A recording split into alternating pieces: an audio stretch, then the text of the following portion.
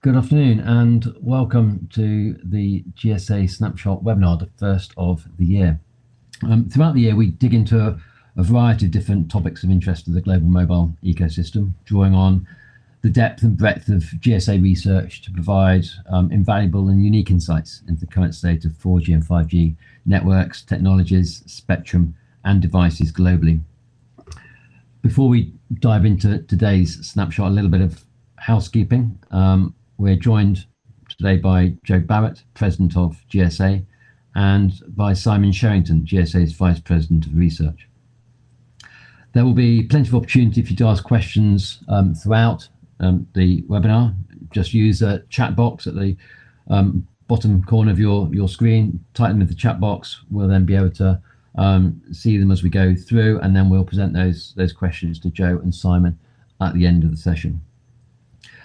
Everything that's shared today, the presentation will be shared with you via email immediately following the event, and in that there'll also be a link to the latest research as well on the topic.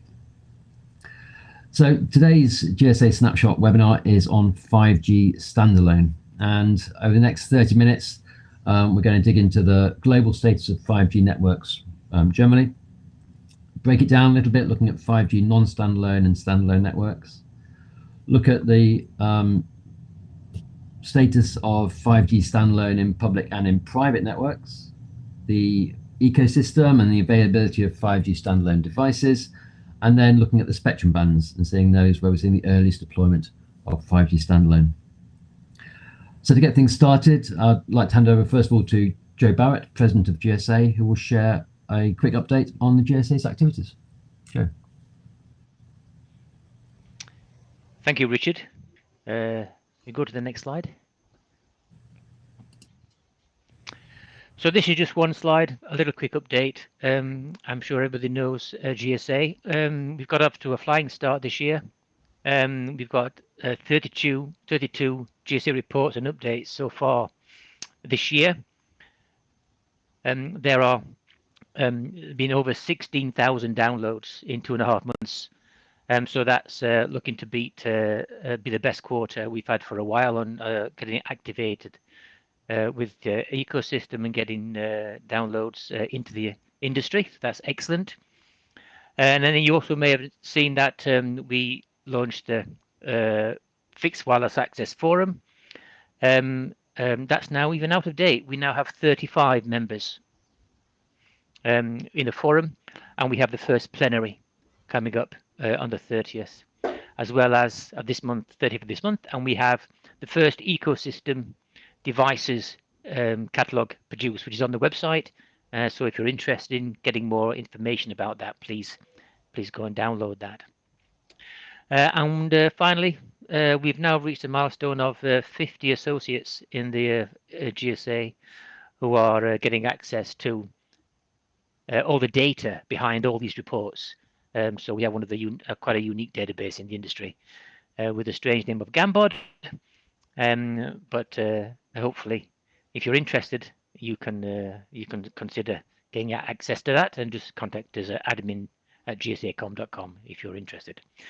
Without further ado, I'll hand over to Simon, since that's what you're mostly waiting to hear from.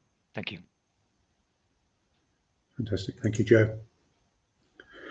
Hello, everyone, and welcome to what's the latest in our now regular series of snapshot webinars.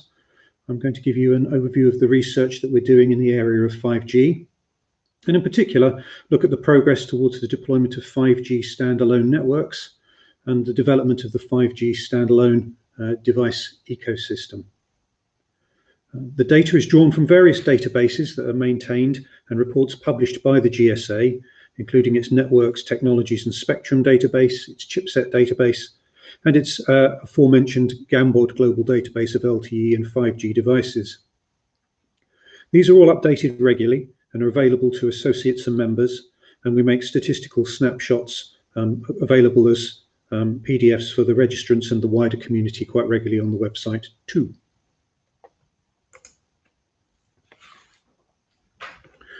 The first of those databases I've drawn on for this presentation today is the Networks, Technologies and Spectrum database. This tracks investment in and the deployment of LTE and 5G networks worldwide, the spectrum bands used by operators, and the features being introduced into their networks. And these charts summarize what we currently know about 5G network deployment. 5G rollout is proceeding quickly around the world. There are companies with live 5G networks on all continents and a tremendous number of operators investing in 5G.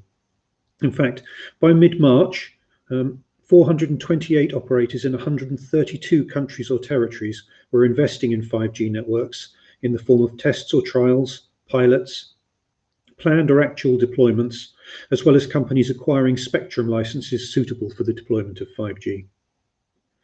If we compare that to LTE, which has been around for a good decade, there are just over 800 LTE networks worldwide. So although the overlap of the two sets is not exact, it shows that there are more than half as many operators already investing in 5G as there are investing in LTE.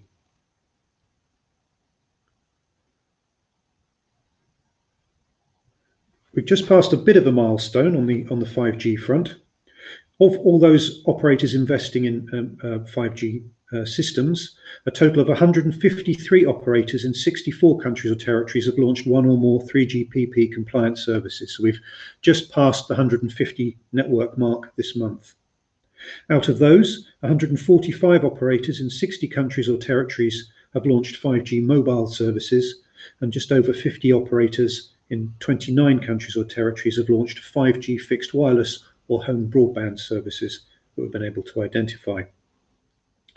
Note that the map at the bottom of the slide you're looking at also shows soft launches. We only count a 5G network as fully launched when the network itself is operational, when devices are available to end users and customers can actually use the services.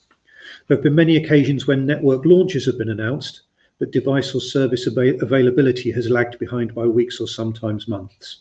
In those cases, we would call them soft launches because the full capability for customers to use them is not yet ready. Now, the vast majority of the networks that we're talking about on this slide here have used non-standalone 5G for the launch of services, but that's now changing. 5G standalone is here too, and it's here already. Why standalone? There are a variety of reasons why operators might choose to invest in 5G standalone. For one, it might simply be that the operator doesn't run an LTE network. In that case, it will need a 5G standalone network with its own core systems. 5G non-standalone, of course, relies on the LTE core network systems to operate. However, in the vast majority of cases, the companies investing in 5G do already operate LTE networks. In those cases, they're investing in 5G standalone to take advantage of a wide set of potential benefits. 5G core networks are designed to be much more flexible and agile, microservices-based architectures with high degrees of automation. They're designed to lower costs, for instance, by taking out manual or semi-automated processes, to enable swift and efficient service setup and tear down. They're designed to support the automated configuration of network slices and to support ultra-reliable low-latency communications. All of these things will help operators create new service and revenue opportunities. These features also cater to emerging enterprise and industrial network markets, with users building digital and IoT systems around mobile networks, with all the inherent flexibility and opportunity for innovation that goes with that. We've been tracking the 5G standalone market for some time now, monitoring vendor and operator trials and more recently network launches. GSA has identified 68 operators in 38 countries or territories that are investing in 5G standalone for public mobile networks. And once again, by investing, we include there all the operators that are engaging in trials, in pilots, and as well as those deploying or actually running networks as well. Of all those operators investing, we've identified a total of 7 operators in 5 countries or territories that have actually launched 5G standalone networks. China's been pretty aggressive in rolling out 5G standalone. China Mobile, China Telecom and China Unicom have built out extensive 5G standalone networks with hundreds of thousands of base stations. China Mobile, for instance, I understand has deployed over 400,000, deployed or upgraded over 400,000 base stations to support 5G standalone. China Telecom and China Unicom, who are sharing some of their construction, have launched a network covering more than 300 cities. China Mobile Hong Kong launched services in November 2020. T-Mobile has launched a nationwide 5G standalone network in the USA using spectrum at 600 megahertz.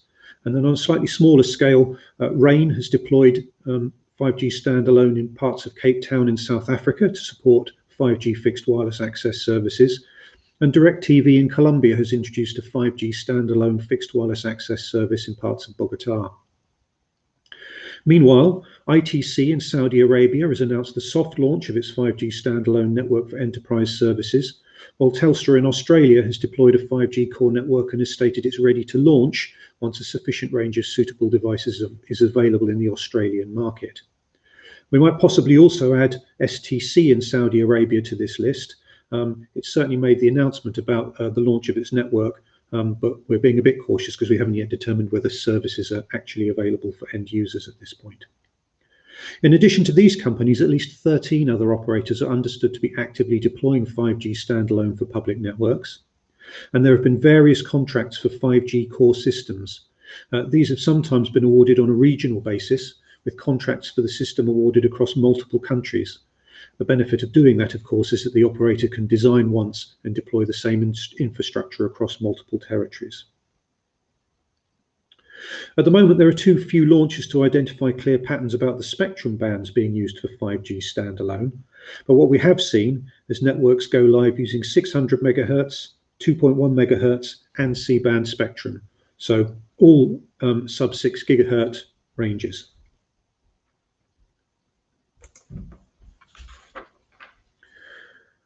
I talked on the last slide about the appeal of 5G standalone for public mobile networks and also for private mobile networks, those used by enterprise, governmental, public sector, utility and industrial users. 5G standalone is for private networks as well as public networks.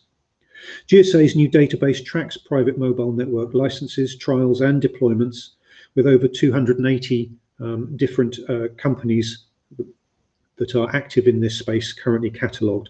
And that's likely to be a small percentage of the overall market because a lot of private network contracts are never announced, and even regulators sometimes withhold information about licensees with spectrum for private or local networks on the basis of confidentiality. However, we feel it's useful to build data on this market so that we can track trends.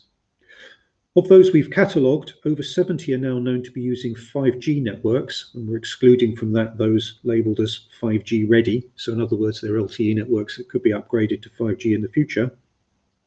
And there's strong manufacturing interest in using 5G networks for private mobile infrastructures. And of those 70, 13 are known to be working with 5G standalone. Most of the projects we know about declare that they're working with 5G, but are less specific about which flavour of 5G.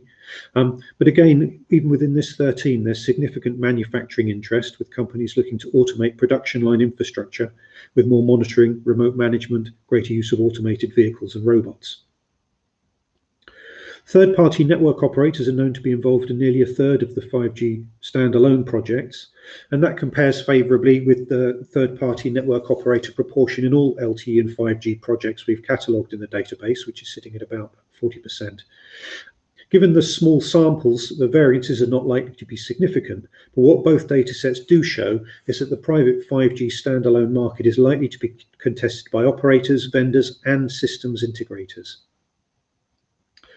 Once again, spectrum band data information is few and far between, but we are aware that at least 4 of the 13 5G standalone projects have been using the C-band, 3.7 gigahertz spectrum that's been made available in Germany for local and private network projects. And I think we can expect to see some more activity like that going forward.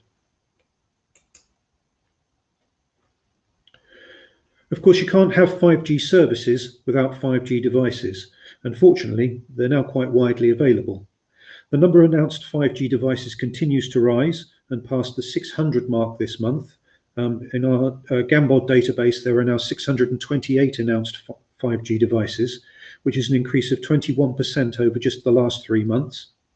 And the number of 5G devices understood to be commercially available has also grown rapidly, exceeding 400 devices for the first time. The total number of commercially available 5G devices now stands at 404, which is an increase of a third over the last 3 months, which is pretty incredible, and represents 64.3% of all announced 5G devices.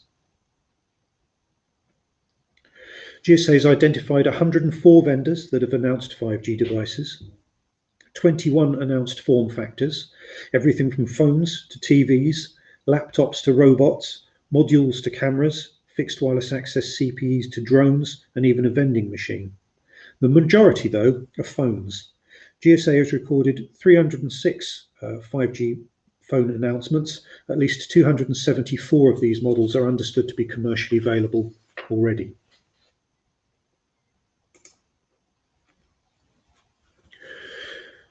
"5G standalone devices are appearing too.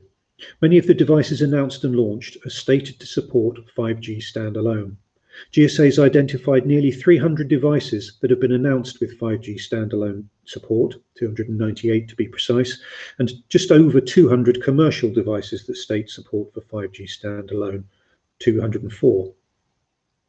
Software upgrades are often required for standalone support even in devices now, and to illustrate that point, China Mobile is targeting 200 million devices using 5G standalone in the hands of its customers during 2021, and it aims this month to upgrade millions of models that are already held by its customers in order to enable their 5G standalone capabilities. And in fact, all new terminals from now on are set to be set on 5G standalone network usage by default. You can see from the chart that there have been devices with announced support for 5G standalone right from the very early days of 5G. Frankly, I doubt the software upgrades were ready at that point, but the announcements were nonetheless being made. Which raises a good question. When do we count a device as announced? So we only count devices in the Gambod database as announced when we can see some official vendor literature or commercial adverts selling products, or official vendor statements such as executive comments in a speech, or official supplier statements, for instance, by the chipset vendor. Sometimes we'll also use official regulator certification documents. We don't count devices based on press speculation about what might be coming, or teardowns of vaguely anonymous models. What do we classify as commercial? Well, we classify a device as commercially available when it's available for customers to buy and receive now. We don't count devices that are in sampling. We don't count those that are promised or those that are still only available for pre-order. Gambod relies on information from a variety of sources, but we use vendor literature, press releases, specification sheets, operator sales literature, and direct email response from vendors about their products. We don't use information from secondary sources to populate the Gambod database. So we try to keep it as original as it possibly can be. 5G standalone devices have been steadily climbing as a percentage of all 5G devices announced. If you look back over time, the percentage of all announced 5G devices that were claiming 5G standalone capability was 28% in March 2019. That had risen to 39% March last year, and is now more than 47% as of mid-March 2021. If we look at those devices that are commercially available, just more than 50% of all commercially available 5G devices now state 5G standalone support. What types of devices are those? So 5G standalone devices already come in a variety of shapes and sizes. If we look at the form factors of announced devices, the list includes 152 phones, 59 modules, 57 fixed wireless access CPE devices covering both the indoor and outdoor models. So there's a range of form factors to cater for different users, ranging from modules for OEMs, industrial equipment for enterprise customers or their systems integrators, CPE for home and business broadband, and phones and Wi-Fi devices for people to carry around with them. If we look at the form factors of the commercially available devices, GSA has identified 140 commercially available phones that support 5G standalone, 29 modules, 26 fixed wireless access CPE devices, and a variety of other things. Those 140 commercially available 5G standalone phones actually represent over 92% of all announced 5G phones at this point. So 5G standalone support is clearly heavily in the minds of the equipment suppliers. Speaking of those suppliers, the devices that we've been talking about are being developed by a strong vendor ecosystem. 51 vendors that GSA is aware of now have commercial 5G devices for standalone 5G networks. Another 20 have announced devices for standalone 5G networks. The market's quite fragmented, with many vendors having announced 1 or 2 devices and only a few players with a broad portfolio. But the 4 vendors with the most commercial devices account for 49% of all models. It's important to note that we count regional variants separately, and those with the higher numbers of announced devices will often have multiple regional variants of each model. The device ecosystem is now supported by over 40 announced modem chipsets that are stated to support 5G standalone from 5 vendors. 35 are understood to be commercially available, including 8 discrete modems, 1 IoT chipset, and 26 mobile processors and platforms. Note that we only include chipsets available for purchase by third parties in our counts. We don't count in-house developed chipsets that are not offered for sale externally. 11 chipsets we know of have been announced as supporting 5G carrier aggregation from 3 vendors, and 10 chipsets we know of have been announced as supporting voice over new radio from 3 vendors. Now, if we turn to have a look at spectrum band support amongst 5G standalone devices, sub 6 GHz frequencies are increasingly well supported. The pattern of most supported bands in sub 6 GHz 5G standalone devices largely matches the pattern of the most supported bands across all 5G devices that we know of, with C-band, 2.6 GHz, 2 GHz, and 1.8 GHz spectrum ranges all increasingly well supported. Support for millimeter wave is not yet common, however. GSA has identified 30 announced 5G standalone capable devices, and those devices also have stated support for millimeter wave spectrum bands. However, that does not mean those devices can support millimeter wave whilst in standalone mode. On the contrary, as we understand it, most cannot. Chipsets are being developed to support this capability, and GSA is currently working to identify whether any devices at all that are commercially available can currently support millimeter wave spectrum bands whilst in standalone mode, and we'll report on that in the future. We can expect support for spectrum bands above 6 GHz to increase in the future, as millimeter wave is being promoted as an option for deployment of private 5G networks by regulators in various countries. So we're seeing the emergence of a strong 5G standalone ecosystem with chipsets, devices of many types, public network users, and private network users, and we can expect to see the market go from strength to strength. As it does, GSA will continue to track its evolution, as we're already doing, and we'll be looking out for important new trends as they emerge. 5G carrier aggregation in commercial standalone devices, ultra-reliable low latency capabilities in networks and devices, increasing millimeter wave support for standalone networks, network slicing, and of course, voice over new radio, which is going to be important for standalone networks. GSA so far recorded 16 announced devices with stated support for voice over new radio. We can expect that figure to grow quickly. So please, if you're an operator doing interesting things, let us know about it so that we can report on it. Okay, thank you. I hope that's given you a very quick taste of the rate at which the 5G standalone ecosystem is emerging. I would encourage you to keep checking in on the GSA website to see our latest releases. And I'm now going to hand you back to Richard, as I think we probably have a few questions. Yeah, great. Thanks very much, Simon. Yeah, lots of questions. Again, if you have any questions, please do pop them into the chat. We'll rattle through as many as we can in the next 5 minutes, so we can still try and finish on time.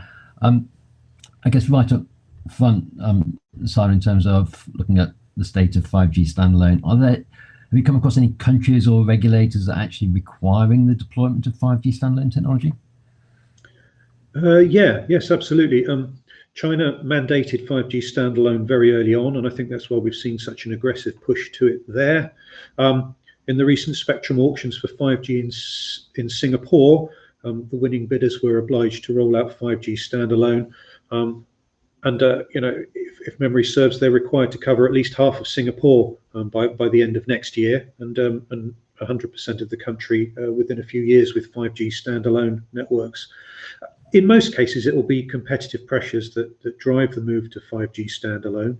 The need to beat or match the innovative service offers being brought to market by competitors, or to take out the costs of running the network that 5G standalone core networks are expected to bring. But certainly we have seen a few countries that have required 5G standalone deployment from the outset.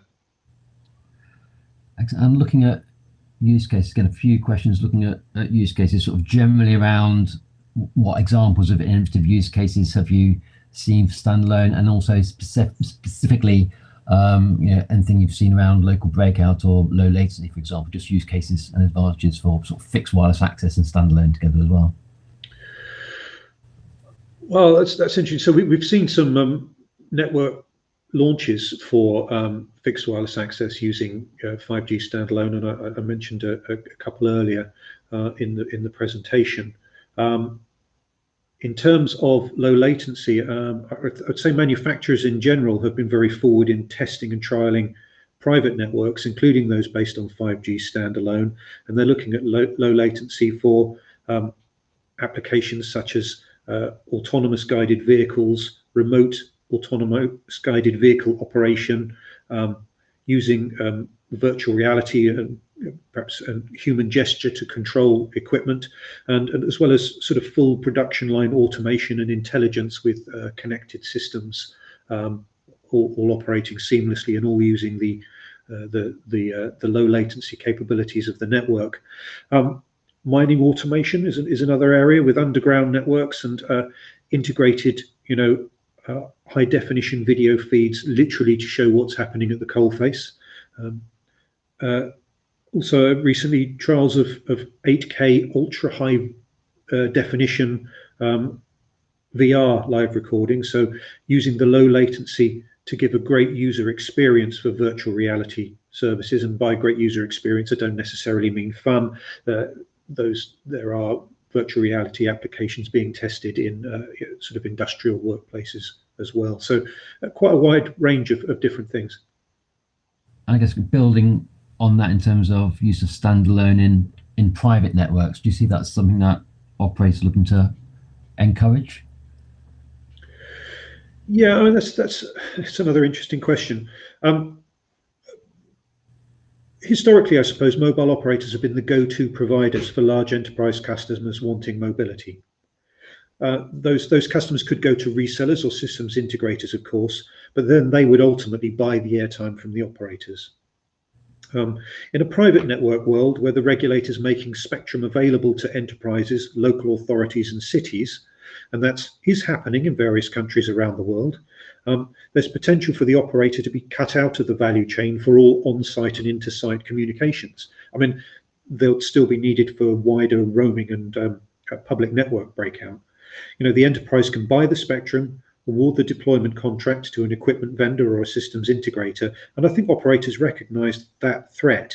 I think they also recognise the opportunity to sell more to enterprise and industrial customers.